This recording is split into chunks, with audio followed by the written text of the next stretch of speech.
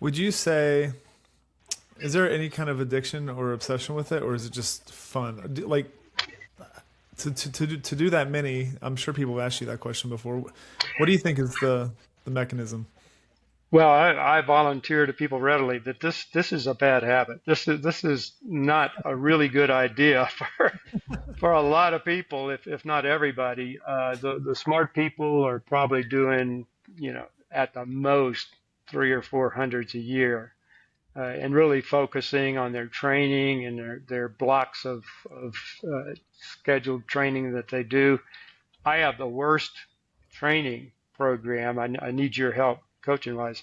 I have the worst training program for trying to do a 100-mile race than anybody out there probably. Um, is it a habit? I think it's a habit that we've gotten into because I like the people that are involved. I like some of these races very much and the organization behind them and the volunteers there.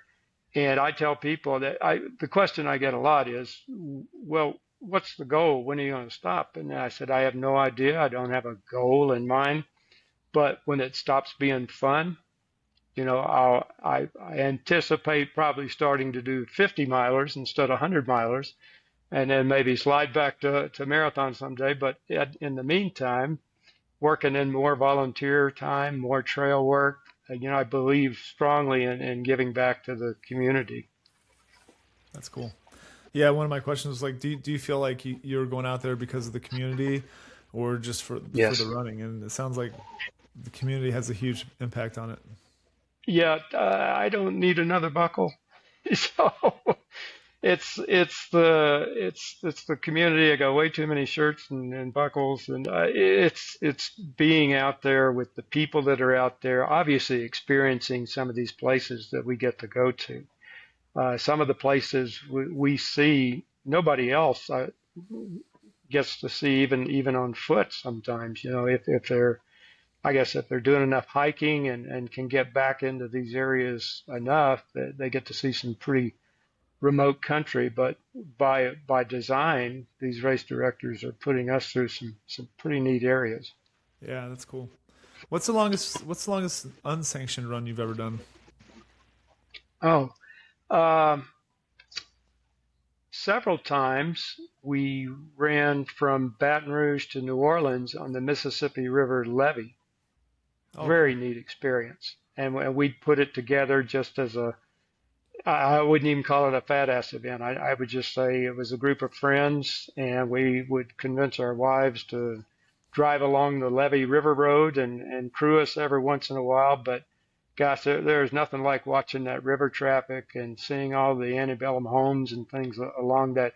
And they tried to get it off the ground as a race. I think they did it a couple of years, but I think the levee board's kind of picky about letting a lot of traffic and people up on the levee there. So we just did it as informal, but that would probably be the longest. That was 134 miles, maybe.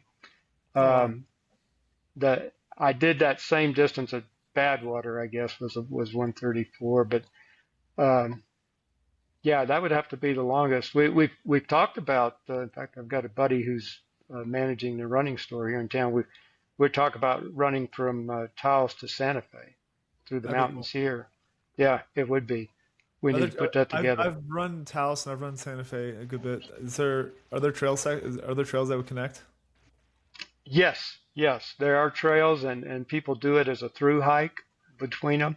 And we just need to figure out our trail mapping and put that together and do it. So, Yeah. Have you dealt with a lot of injuries over the years? no, knock on wood, minor stuff all the time, but nothing that would have kept me from running, you know, getting back out there in the next few days. The soreness, the blisters, yeah, but Yeah. no. Yeah.